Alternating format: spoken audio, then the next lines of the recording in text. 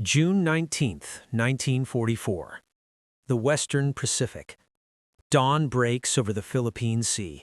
High above the scattered clouds, the air is thin and cold. Engine vibrations ripple through aluminum frames.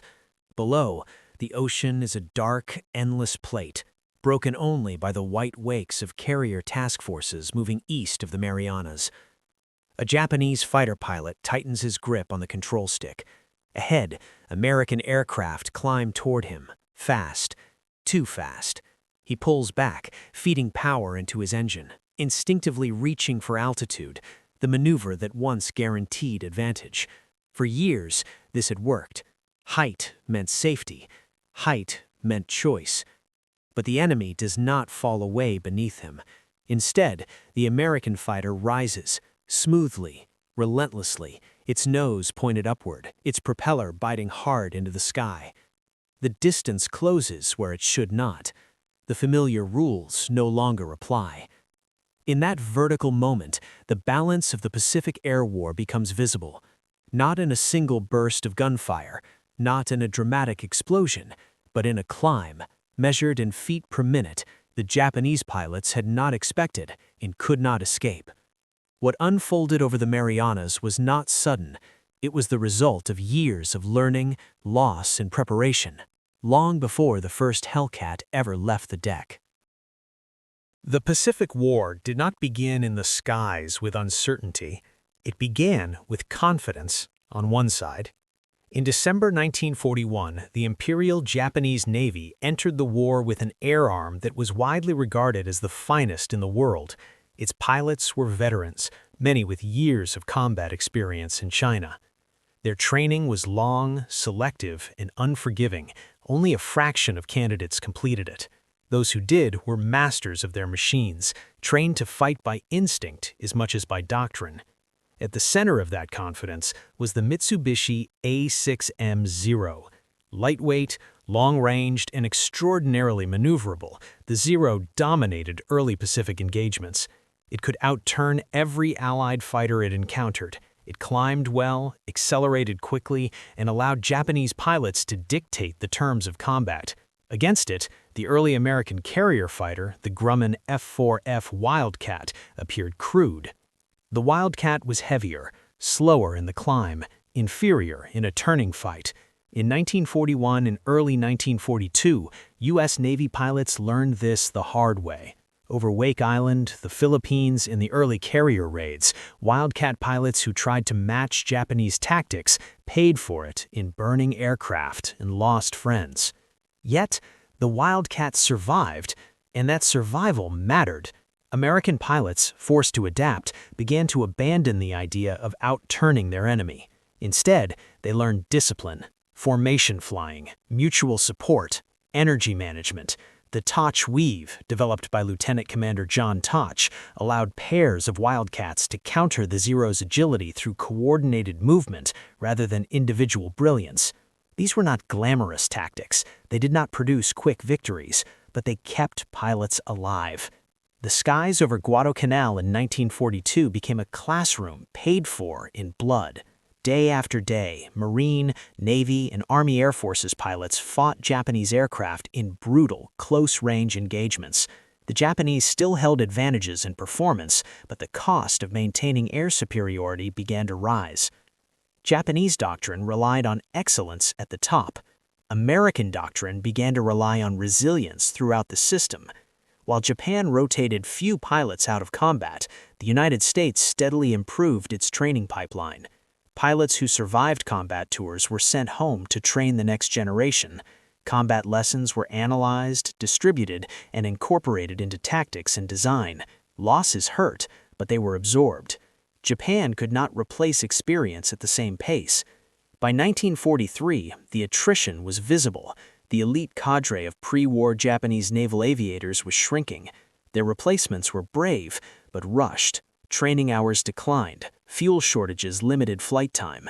The qualitative edge that once defined Japanese air power began to erode, not through a single defeat, but through accumulation. At the same time, American industry was accelerating. Shipyards launched carriers faster than Japan could sink them. Aircraft factories refined designs through combat feedback, not theory. The war in the air was becoming less about individual duels and more about systems. Yet one problem remained unresolved.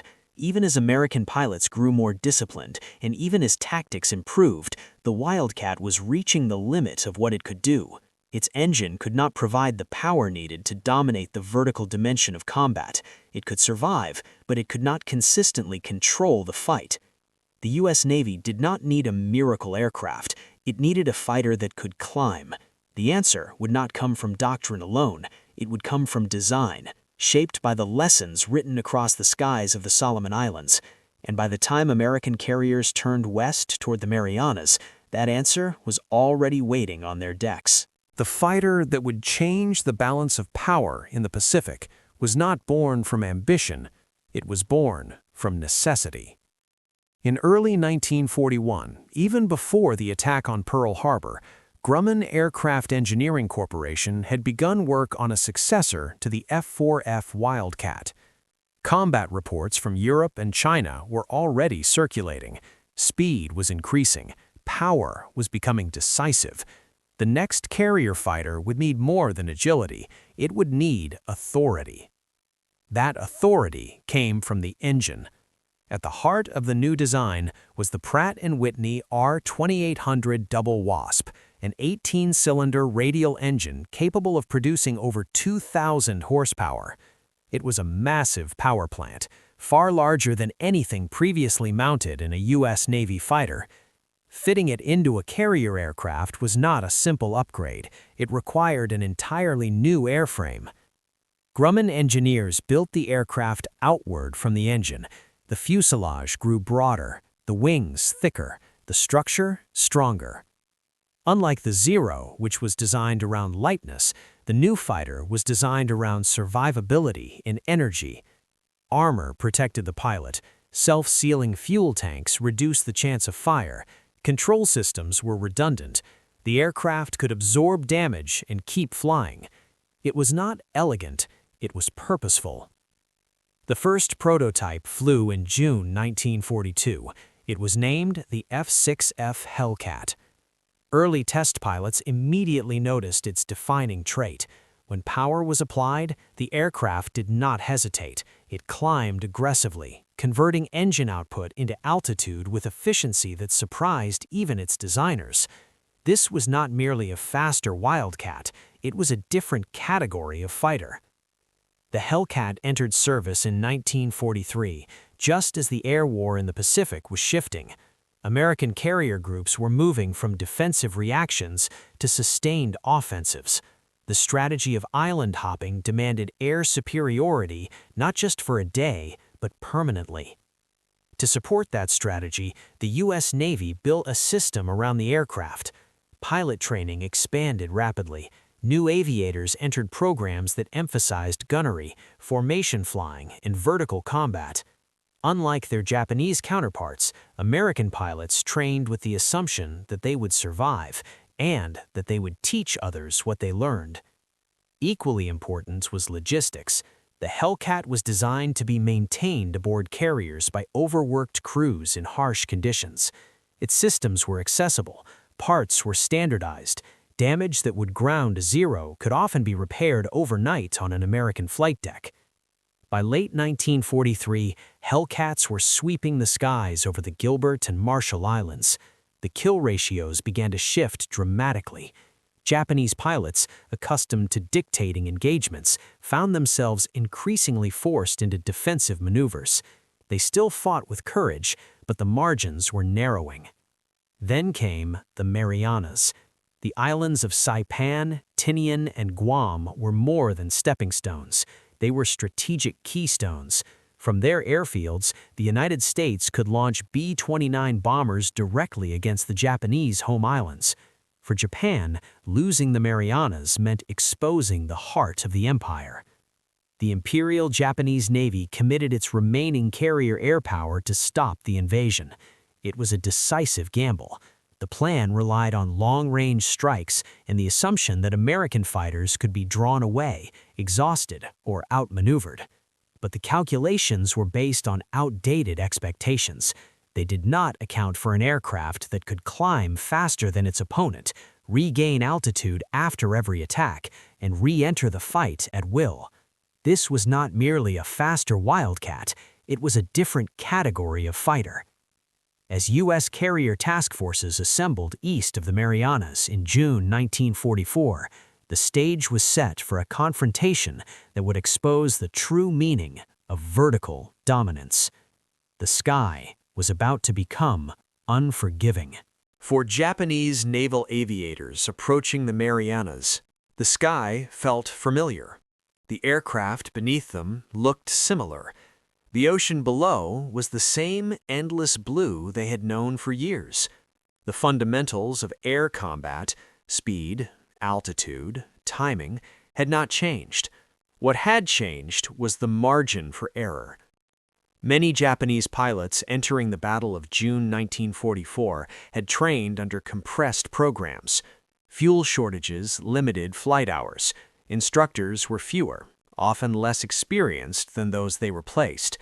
Yet the mental model of combat remained rooted in earlier victories, when superior maneuverability could compensate for almost any disadvantage.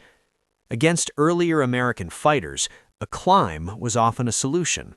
Pull up, force the enemy to follow, watch them fall behind. Over the Marianas, that expectation dissolved. When Japanese pilots initiated vertical maneuvers, Hellcats followed. When they tried to disengage upward, the gap closed instead of widening. This was not simply a technical surprise, it was a psychological one. Combat decisions made in fractions of a second were suddenly wrong. Veteran pilots recognized the danger immediately. Less experienced ones learned too late. The shock was not fear, it was disbelief. The Hellcat did not outturn the Zero in a tight circle. It did not need to. It controlled the pace of the fight, deciding when to engage and when to break away. For pilots trained to rely on instinctive maneuvering, that loss of initiative was devastating. Climb rate is not a number pilots recite in combat. It is something they feel. It is the difference between escape and exposure, between resetting the fight and being trapped within it. In earlier phases of the Pacific War, climb performance had been roughly balanced between opponents. Zero's light weight gave it an edge, especially at lower altitudes. The Hellcat changed that equation through raw power. The Pratt Whitney R-2800 allowed the F6F to convert throttle into altitude efficiently, even while carrying armor, ammunition, and fuel.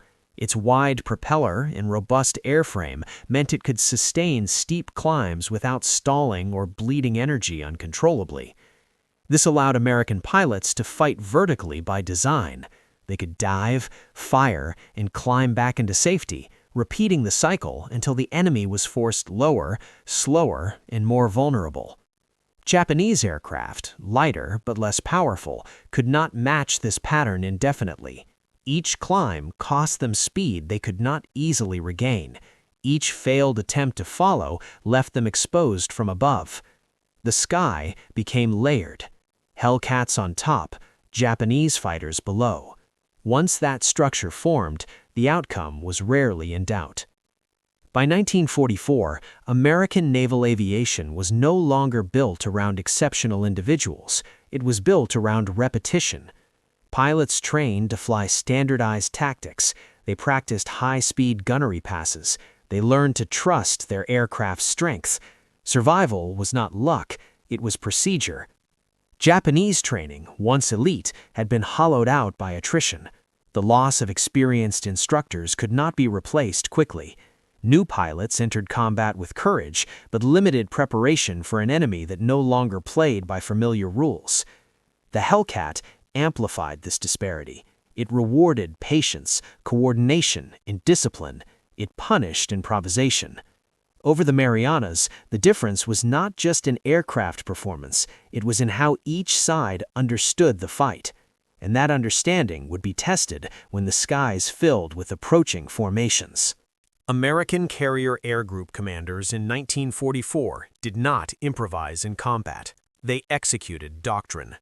Radar gave early warning. Fighter direction officers tracked incoming formations and vectored Hellcats into advantageous positions long before visual contact.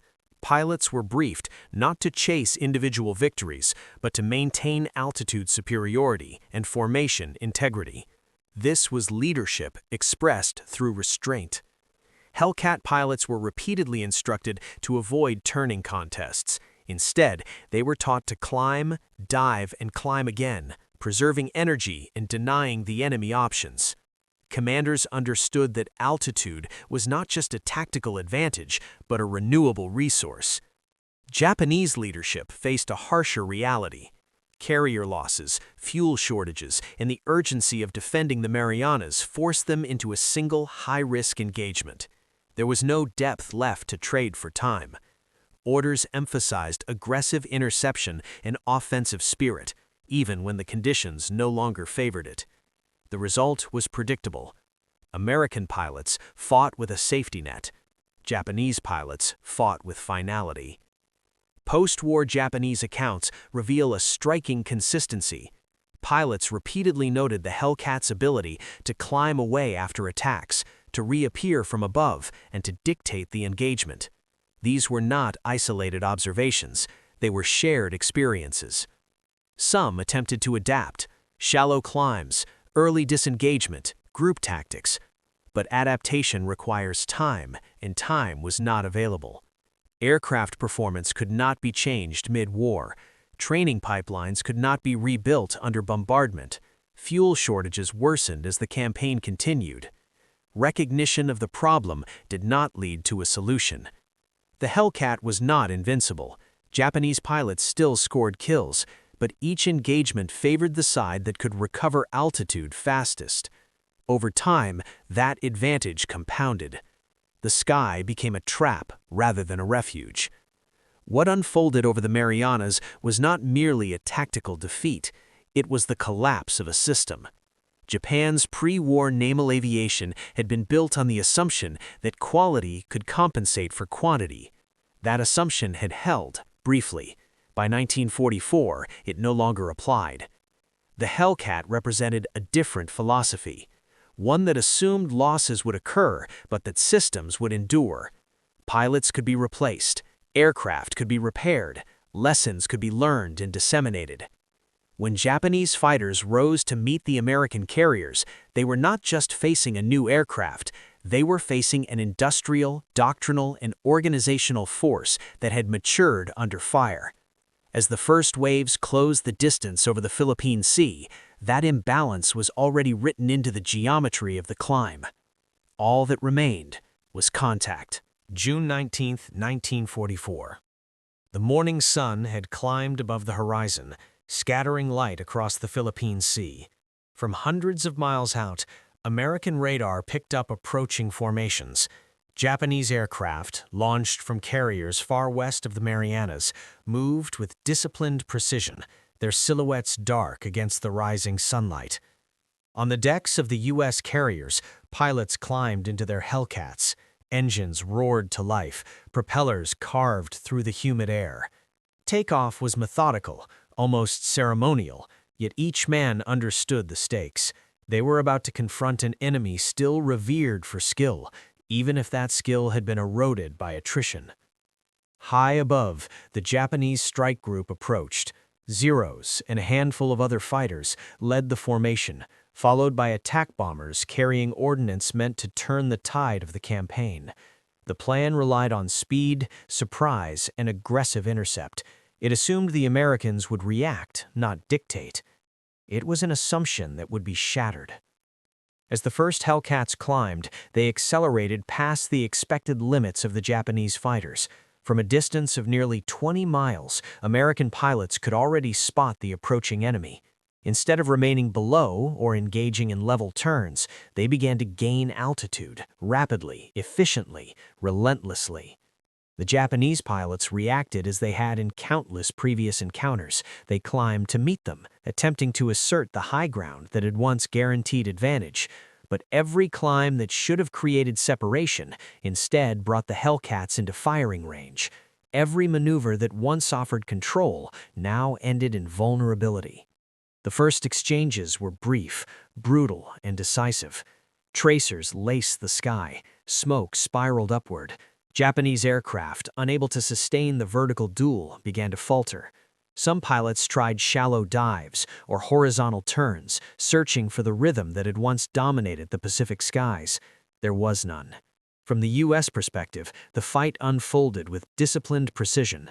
Hellcats engaged in controlled dives, fired in disciplined bursts, then climbed back above the enemy, repeating the cycle. The air became layered, Americans on top, controlling the engagement, Japanese below, reacting, exposed, and increasingly desperate. Amid the chaos, experienced Japanese pilots recognized the shift. Some attempted evasive climbs, others split into small groups, yet the power of the F6F, combined with U.S. doctrine and early warning, denied them the ability to reset the fight. By mid-morning, the first formations of enemy aircraft were downed. The once feared Zero, a symbol of dominance, now struggled for survival. Each engagement reinforced a new reality. Altitude was no longer just tactical, it was decisive. Energy, measured in feet per minute, had become the weapon. And so the battle continued, layer upon layer, across hundreds of miles of sky, with the ocean below reflecting the smoke and fire. This was the vertical war the Japanese had not anticipated. The air above the Marianas was no longer neutral, it had been claimed. The first wave of losses had set the tone, but the fight was far from over. Additional Japanese formations approached, unaware that each climb would deepen the strategic chasm between the two forces. The Mariana skies were about to witness a demonstration of what true air supremacy looked like. By midday, the skies over the Philippine Sea had become a maelstrom of metal, fire, and smoke. Hundreds of aircraft filled the air simultaneously, Hellcats on one side, Japanese fighters and bombers on the other. Radar operators tracked wave after wave, feeding vectors to pilots who executed their assignments with calculated precision. The Japanese fleet air arm, despite courage and discipline, faced an enemy that had redefined the engagement.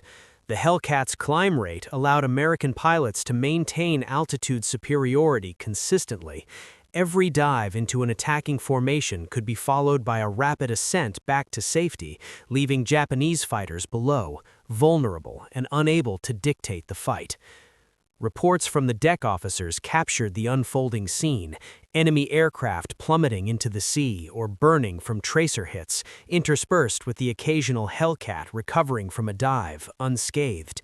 Engagements lasted minutes, yet the effects rippled across hours. Aircraft formations fragmented, with Japanese pilots forced into hasty evasive maneuvers they had not been trained for. In some cases, Japanese commanders attempted to adjust tactics mid-battle. Dive bombers released ordnance at extreme range, hoping to catch carriers before Hellcats intercepted. Fighter escorts attempted climbing attacks, anticipating American energy limitations. Each tactic met with limited effect. The Hellcat's superior performance allowed U.S. pilots to control the terms of every encounter, striking with precision and retreating safely, often before Japanese gunners could respond. The Great Marianas Turkey Shoot, as it would later be called, unfolded not in a single dramatic moment, but as a series of relentless vertical duels. By the end of June 19, over 300 Japanese aircraft were destroyed in a single day. Carrier-based aviation, once the pride of the Imperial Japanese Navy, had been shattered in the air before it could threaten the fleet below. Japanese pilots were either lost or forced to ditch at sea. Survivors carried the knowledge that the vertical advantage had shifted irrevocably. American losses were comparatively minimal. The Hellcat's combination of climb rate, armor, and tactical doctrine ensured that pilots could engage on favorable terms repeatedly.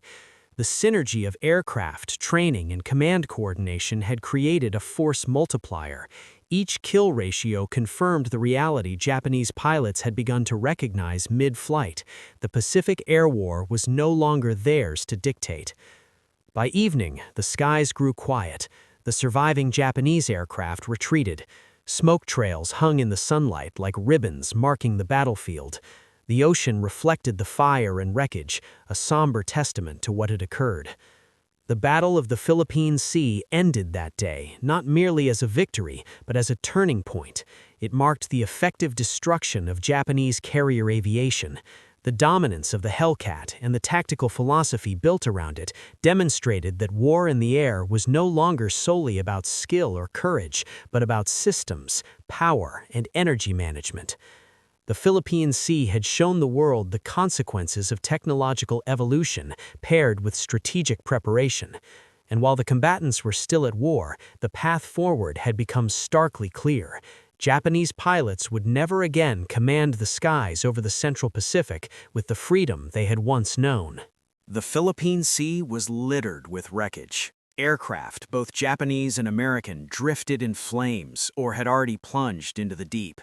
Carriers, battleships, and support vessels watched the sky, silent but tense as the smoke rose from the sea like pale columns marking the dead. Japanese losses were catastrophic. Over 300 aircraft destroyed in a single day, hundreds of trained pilots killed or captured, and dozens more severely injured.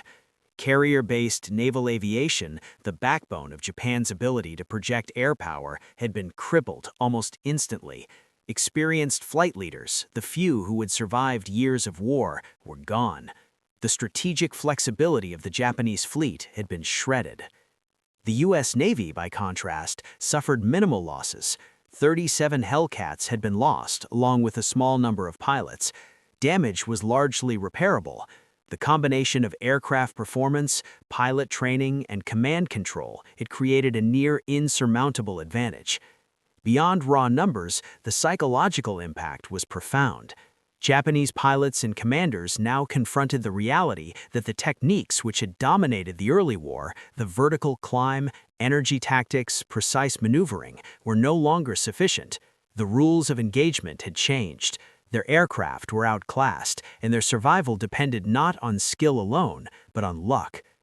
Reports from Japanese Naval Command described the shock in measured tones, often noting that the enemy's ability to climb, retreat, and re-engage had made traditional interception tactics nearly impossible.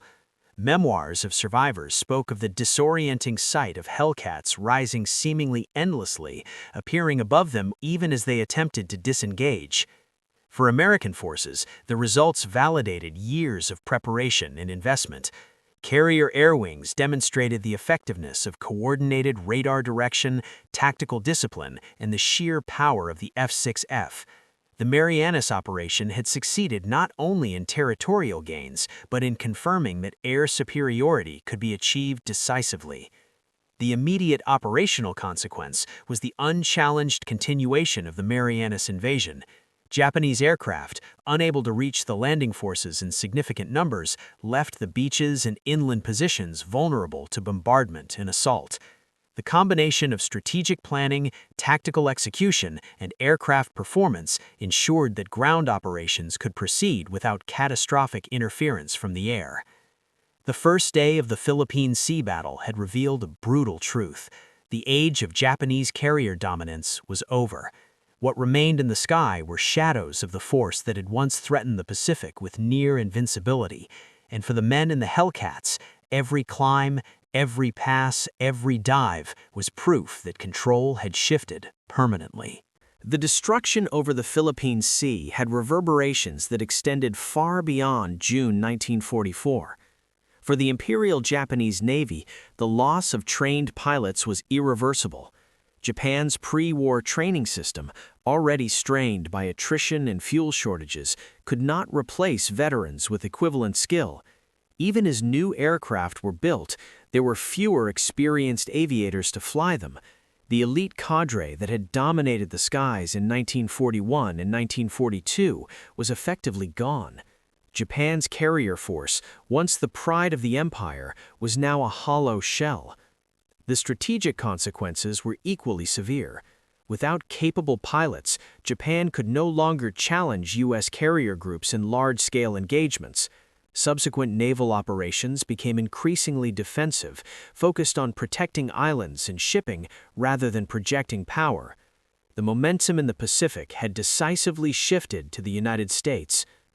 For the U.S. Navy, the battle validated the design and tactical philosophy behind the Hellcat.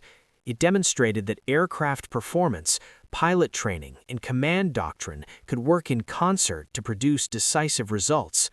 Kill ratios exceeded expectations, often 11-to-1 or higher in American reports, showing that technological advantage, when paired with disciplined execution, could overcome numerical parity. The psychological effect on both sides was profound. American pilots gained confidence, while Japanese airmen were forced to confront the reality that the sky they had once dominated was no longer theirs. Survivor accounts emphasize the demoralization and shock of being unable to escape from above. The rules of engagement had changed, and with them, the mindset of aerial combat. The Marianas campaign also influenced aircraft design and combat doctrine for the remainder of the war. The success of the F6F highlighted the importance of climb rate, durability, and energy management in fighter design, influencing both subsequent American aircraft and post-war aviation development. Vertical advantage became a critical metric, not just speed or maneuverability. Air combat, it became clear, was as much about physics and energy as it was about skill. By the time Saipan, Tinian, and Guam were fully secured, the Philippine Sea had demonstrated a harsh lesson. Japan's once elite aviation force could no longer hold the skies, and the balance of air power in the Pacific had shifted irreversibly. The surviving Japanese aircraft retreated, marking the end of an era and solidifying the Hellcat's place in history as a fighter that could control both altitude and initiative. The stage was now set for the final island-hopping campaigns, where the lessons of the Marianas, air superiority, energy tactics, and disciplined execution would be applied again and again, shaping the path to Japan itself. The skies over the Marianas in June 1944 were more than a battlefield. They were a revelation. The climb rate of the F6F Hellcat, measured in feet per minute, became a symbol of an irreversible shift. It was not merely a number on a performance chart. It represented the ability to choose when to fight and when to disengage, to dictate the flow of combat, and to survive long enough to fight again. In that vertical dimension, skill alone could not compensate for the absence of power and preparation. For Japanese pilots, the experience was a bitter lesson in the limits of training, bravery, and experience when measured against industrial capacity and engineering. The fighters that had once embodied dominance could no longer deliver certainty. Courage mattered less than altitude. Tactics mattered less than energy. The hierarchy of the skies had been rewritten. For the Americans, the Hellcat's performance validated doctrine, design philosophy, and years of sacrifice. It was a triumph not just of technology, but of system-wide planning, from training to radar control, from aircraft repair to tactical discipline. The aircraft amplified human effort, making a relatively small force extraordinarily effective. History remembers the Great Marianas Turkey Shoot for its dramatic destruction, but its significance is deeper. It marked the moment when the balance of power in the Pacific decisively tipped. It showed that warfare in the air was no longer a duel of individual skill alone. It was a contest of energy, preparation, and endurance. And yet, amid the statistics, the kill ratios, and the technical marvels, the human element remained. Pilots on both sides faced fear, uncertainty, and the fragility of life suspended in metal and sky. The climb rate that stunned Japanese aviators was not just a measure of engineering, it was a measure of survival, of human ingenuity, and of the relentless evolution of war. The Mariana skies are quiet now, but in every climb, every dive, and every maneuver that echoes the lessons of June 1944, the legacy of that confrontation endures. It is a reminder that in war, as in life, the true advantage often comes from mastering forces larger than ourselves: physics, preparation, and the unyielding will to survive.